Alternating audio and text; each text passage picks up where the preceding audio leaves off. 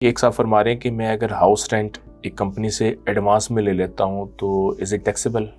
अच्छा, ये थोड़ा सा टॉपिक जो है वो डिबेटेबल भी है सॉर्ट ऑफ, और इस पे या एक डिटेल्ड रिप्लाई चाहिए होगा, वो शायद वीडियो में तो कवर ना हो सके, लेकिन एक just for your clearance of mind या हिंट के तौर पे ये देख लीजिए कि इसको आप ट्रीट कर सकते हैं कि अगर आपने रेंट ले लिया एडवांस तो ये आपके लिए टैक्सेबल इस साल तो नहीं होगा, लेकिन नेक्स्ट ईयर में चूँकि अभी आपने इसको रिसीव कर लिया और जो प्रॉपर्टी का बेनिफिट आपके टेनेंट ने इंजॉय करना है वो भी करना है, तो उसने आपको पेमेंट कर दी है, तो that is a sort of liability on you.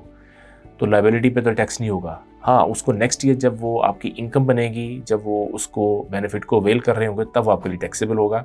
इस साल के लिए जब आपने उसको रिसीव किया तो आपके लिए लायबिलिटी बनेगा। लेकिन इस पे एक डिफरेंस ऑफ ओपिनियन भी है, वो आप हमारे एक्सपर्ट से डायरेक्ट कांटेक्ट कीजिए, तो इस पे एट लेंथ डिस्कशन करके आपको इसका सोल्यूशन दिया जा सकता है।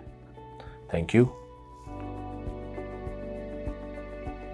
नेक्स्ट क्वेश्चन है जी, हमने टैक्स कंप्यूट करने के लिए एक दोस्त पूछ रहे हैं कि क्या हमने जो अपनी बिजनेस में सेल्स की हैं वो उन पे टैक्स कंप्यूट करना है या हमने जो प्रॉफिट अर्न किया है उस पे टैक्स कंप्यूट करना है।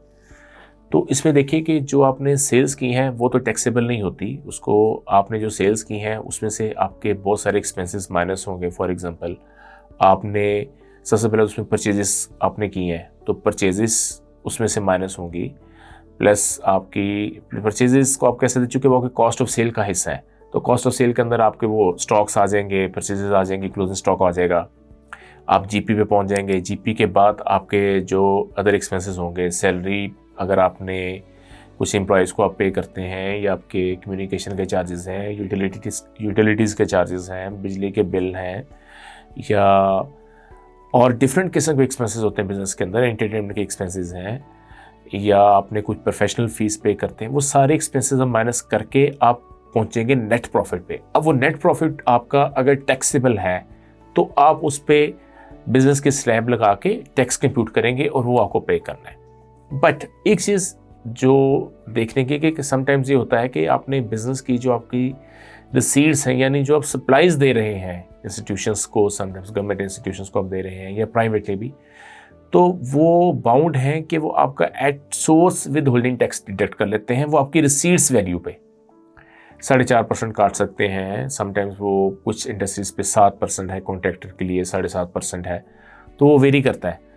तो वो आपकी रिसीट्स पे टैक्स तो डिडक्ट करते हैं, लेकिन वो जब आप अपना नेट प्रॉफिट कंप्यूट करते हैं तो वो मिनिमम टैक्स होता है आपका जो आपको रिसीट्स पे वो काटते हैं, तो वो उसको फिर वो कैटर करता है जब आपका टैक्सेबल आपका नेट प्रॉफिट निकलता है, जो टैक्सेबल इनकम जिसको हम कहते हैं, तो वो उसके अगेंस्ट कैटर तो हो सकता है।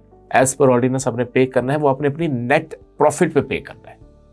फर्दर क्वेश्चंस एंड क्वेरीज के लिए हमारे जो सोशल मीडिया पेजेस हैं, यूट्यूब चैनल है, उसको सब्सक्राइब कीजिए, विजिट कीजिए और अपने क्वेश्चंस और क्वेरीज को ड्रॉप कीजिए। हम मिनिमम अवेलेबल टाइम के अंदर आपको रिस्पॉन्ड बैक करेंगे। Thank you very much.